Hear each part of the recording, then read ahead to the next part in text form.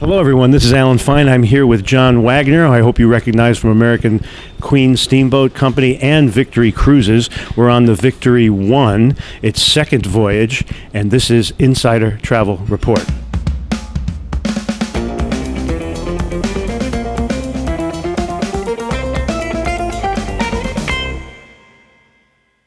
So, John, thank you for talking with us. Yeah, Alan, always a pleasure, as you know. Always love seeing you. I love talking to you. Good. So let me ask you now, for everyone watching, let's get this ship is a 2001? Yeah, let's get a little history on the ship. This is the Victory 1. Yeah, the ship was built in 2001 by Atlantic Marine in Jacksonville, Florida. It was built for Majestic America fleet, and it was ideally built to cruise the Great Lakes, Eastern Seaboard, and then go all the way down to Mexico and even Central America. So ideally suited for what we're doing right now, Alan. So, but how did it change hands? Yeah, so when Majestic America became insolvent, the Maritime Administration took it back. The interesting thing is, Alan, that we actually had an option to purchase these boats when they were the Cape May Light and the Cape Cod Light. Unfortunately, they only gave us about 30 days to raise the funds. We couldn't do that, but then they were sold to the Clipper Group, and then from there, they left them, sitting in Green Cove Springs for several years, and they reflagged them, Bahamian flag, operated them under the Highmark name and the Victory Cruises name. And then lo and behold, I think last September, I called Niels Eric and said, Niels, always looking at, the Victory 1 and Victory 2, any chance they're for sale? Niels' response was, well, I'm not sure I want to sell them, but if the price was right, I would. And I said, well, what's the right price? And he told me, and I said, yeah, we could afford that. And he said, well, you got to close in 60 days. You've looked at the boats 3 times. And so I said, great, we'll close in 60 days. So we actually closed on the boats January 4th of 2019 and ran our first trip May 13th, 2019. So we didn't have a big window to get to market. And that's why I always thank the travel agents for all your help and everything of helping start to fill these boats. I think you and I were chatting earlier, 14 trips already completely sold out, and the rest will be sold out shortly, so we're excited about it. Well, what I like about what you just said was that you got, even though it was built in 2001, this has low mileage. Yeah, very low mileage. They sat for several years, and then we just put, about $3 million in refurbishing it. We're sitting here in the grill, and we completely enclose this, all new ceiling, all new floors, all new upholstery, new tables, new galley equipment, all new lighting, new sliding doors, new HVAC system to really enclose it to make it a great alternative dining. And when you go down to, our main dining room, you'll see it's just like on the American Queen, American Empress, American Duchess. And then the nice thing about this vessel, it has a very quaint bar, that's just like an English pub, and it's right up in the bow. Tavern. Yeah, the tavern. So the boat has lots of great features. We love it. So the great thing about this is you enclose it also so you can go to places that are colder and windier. And windier. Right. Yeah, so like right now, Ellen, we're in the Welland Canal. And so I think the temperature when we got up this morning, it was foggy and like 60 degrees. So if this area was open, we certainly couldn't be eating. And then you'd have, you get the bugs and you get the spray and everything else. So that's why we decided and close it so we can use it 365 days a year now. And everything we're talking about is also going to be reflected on the Victory 2. Yes, the Victory 2 actually already had it enclosed, and so, but the same thing. And we've changed the dining. Victory Cruises used to have the hot pots, and it was like a fondue, and now we've changed it to complete buffet. Prime rib is up there tonight. I just looked at a prime rib, potato salad. And the other thing I wanted to point out that I really like is that we can go for formal sit down at the main dining hall, or we can have the exact same menu here as we want it, in the speed we want it, and with this view. Yeah. Not that the view is bad there. So you've got huge windows everywhere. Yeah, I think, Alan, everybody, it's all about options. And depending on, again, today you had a great day ashore. You go through the Niagara Falls, you go through that, you go through a winery, and then you come back and you say, hey, I'm tired. Do I really want to sit down for a 4-course meal and take an hour? Right. Or would I like to come up and eat in 15 minutes and then go relax with a nice glass of wine, in the tavern? So it's all about options and all about giving our guests the latitude to enjoy what they'd like to enjoy. So let's talk about the ship itself. So I've got the stats of 202 passengers, 84 crew, 101 staterooms. How many suites out of that? Only 2 owner suites. I mean, this vessel, the staterooms are fairly small, and that's why the accommodation areas, the general areas are very nice. But yeah, 101 At staterooms. one time, we reported only outside staterooms. Is that true still? It really is true. The boat was built with 4 inside staterooms, but most of those are used for crew right now and for ADA accessibility. So really all outside staterooms. So the food's been great. How would you describe the cuisine?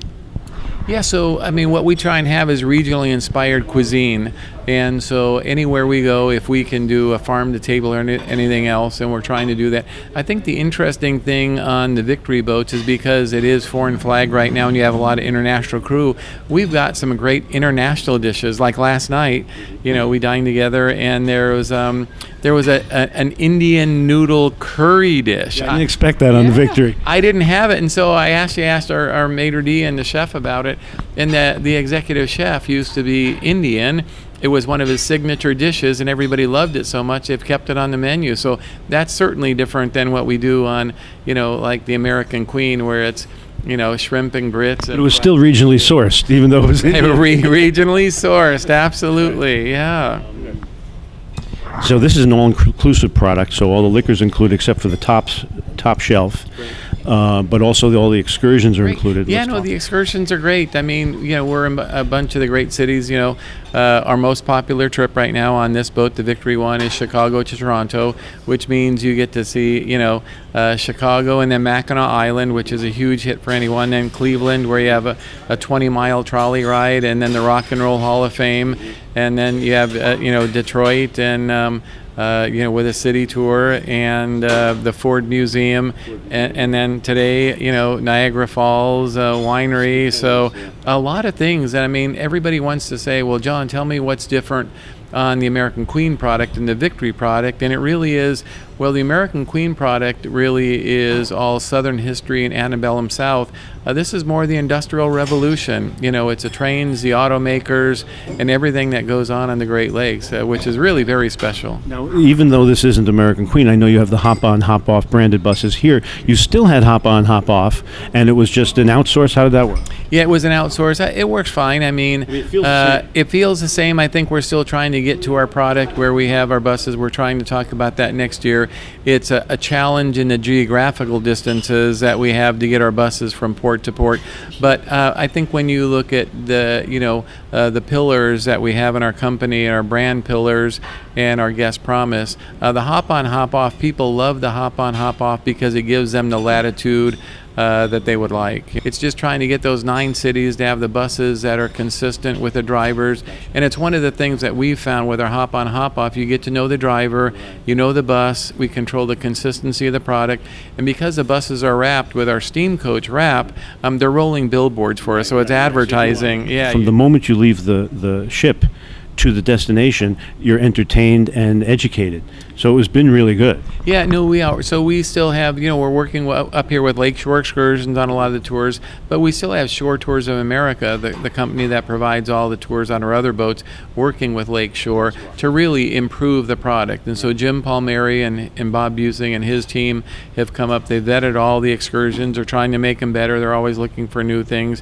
And that's what we're all about. The itineraries for Victory 2 as opposed to 1. Yeah, so the itineraries for Victory 2, it's got a little bit more of the French flair. It's Quebec, Montreal, and then we end up in Detroit. So, this trip, you really cover all 5 Great Lakes. The Victory 2 is more of a St. Lawrence Seaway trip. What's so great about river cruising in America? What is it that the guests appreciate?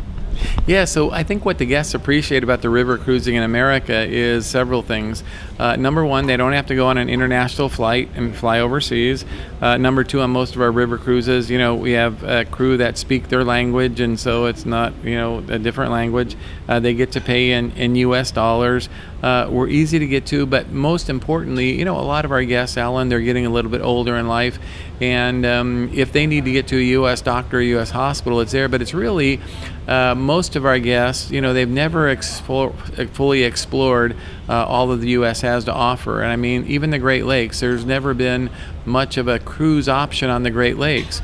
I'll just take myself. I'm a guy that's traveled all over the world, but the Great Lakes are just great. We Great Lakes Cruising Coalition hosted us, and they flew us in a private plane to 3 ports a day, to cover all the ports on the Great Lakes. And I was just impressed with the story of Lewis and Clark and the trapping, but the Industrial Revolution, trains, automobiles, ore that you see, the steel. That's why the Ford Innovation Museum was so great, because it reminds you of all of that. It reminds you of all of that. And so it's completely different. On the river cruises, we explore, antebellum South, which is mostly southern plantations, mansions. The music is completely different. There we're into the blues. And here you're into Motown, you're into rock and roll. And so it's just great. And like I always say, it's just another arrow in our quiver as a company. So.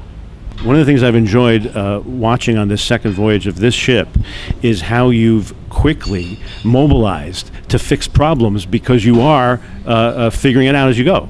Let's talk about a couple of those. Yeah, so Alan, that's a nice thing. I tell everybody we're a learning organization, and the nice thing about a guest came up to me and said, Mr. Waggoner, I'm so glad to see you and Mr. Seabrook and other senior managers on board, because you look at things and you fix them immediately. So there's a lot of little things. Let's talk about the beds. So these beds are so comfortable and the sheets are great, but it's a mile high. Let's hear that story. Yeah, so that story, it's always the best intentions. So what we're trying to do with Victory is make it the same as the American Queen. And so we're trying to use our mattresses, our sheets, our comforters, our duvets, which were not in the Victory one. They were not. And so they had very, thin mattresses. Our mattresses is like the heavenly bed. They're 10 inches thick. They're very expensive, but they're very comfortable, and it's what our guests count on. But I love that they said, we need these beds. You said, let's get them in there. Let's get them in there. And then what happened? Unfortunately, they were much higher, and so our guests that are vertically challenged have a problem getting into them. So you'll see right now, our team is going around and we're cutting 3 inches off the bed frames. We need to leave enough. So that's service. Yeah, that's service. So someone said to you, we're having our drinks here, but we're having peanuts and they said, hey, Mr. Waggoner, we're having our drinks, and we're loyal customers. We've been on all your ships. Know the boat, love the product, but we love the happy hour. We love the lounge, but usually you have canapes that are passed, and hadn't gotten to it yet. But by the next day. We were there, and today again, canopy. Today again, canopies, and so I already was on the phone with David Kelly, and our challenge is, well, I can go do it like this. They go, well, Mr. Waggoner, we have to order it, get it there, and everything else. But we had some on board, and so they said, yep, we'll get them out right away. One of the things I like is what you say, we're not going to do something until we can do it right. Right. Yeah, that's just one of the things that I look at. So several people said, well, are you having different themes and everything else? They said, look, it's our second trip. I want to focus on the fundamentals. I want to make sure the outside of the boat is clean, your staterooms are clean. We serve you 3 great meals a day. The meals are warm, they're tasty, they're spiced just right. You have friendly crew, you have all the things you need for dining as far as silverware, and then we can start focusing on the other things. And it's a process, but we're a learning organization, and for our second trip, when I talk to most people, I get most people to quantify their score so I know if we're going up or down, and I think most people give us an 8. I think we can be to an 8.5 or a 9, and then soon. Yeah, soon. And when you start getting a 9, that's awesome. What do you want travel advisors to know? This is your chance to reach out to them every time we talk together. Yeah, so what I want travel advisors to know is this is a great product. You shouldn't be afraid to sell it. When you look at the price point and you look at your commission, you'll be extremely pleased with the commission you make on this. Well, because, well, it usually is. Most of it is between 10 and 12%. But the good news is it's 10 and 12%, as we talked about, as really a $10,000 cruise, and so or more. And so that's great, but it's also something that's very unique. There are not many ships cruising on the Great Lakes. We have a great product, and that your guests will be completely thrilled once they're on board the Victory 1 or the Victory 2. There's a story about somebody who didn't know who you were when they were right. So you asked for a funny story to wrap up. So my funny story is we were on the American Queen, And, I was there, and, I was working. I think I was installing TVs and programming or something. And so, but I'd always try and sit down. I'd eat with the crew in the crew mess, and we'd always try and sit down at a different table. So it just so happened I sat down with some of our entertainers. And it just so happened that the one gentleman that was the drum player knew my wife and knew who I was.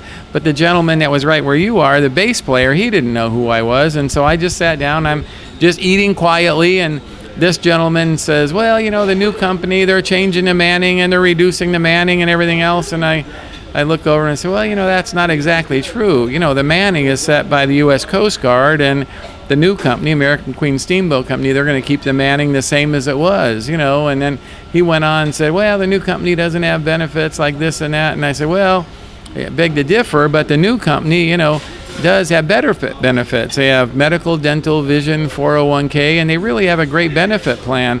And I forgot to tell you, Alan, but this guy's an ex-wrestler. He's 6'5", 300 pounds, so he's a big guy. So he looks at me and says, are you always so argumentative? I said, no, I'm not always so argumentative, but I said, I just hate when people like you with authority that crew looks up to gives the crew the wrong answers. I just appreciate it if you give them the right answers. And so I got up and walked away, and the drummer, he was pissing his pants laughing, so he looked over at Mel and said, now you know who that was, right? And the guy goes, yeah, he's a maintenance man. I seen him around working. He said, well, he's John Waggoner. He's the chairman, CEO, and the owner of the boat. He goes, oh my God, am I going to get fired? And he said, I don't think so. But go talk to him. Yeah, but so go talk to him. So Mel came up to me and said, listen, Mr. Waggoner, so sorry.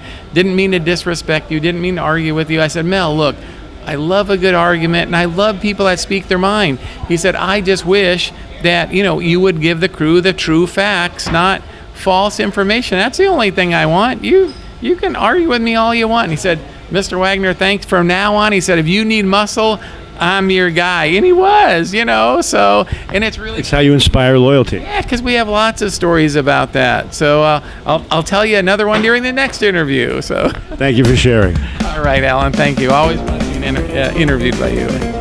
So this is Alan Fine for Insider Travel Report.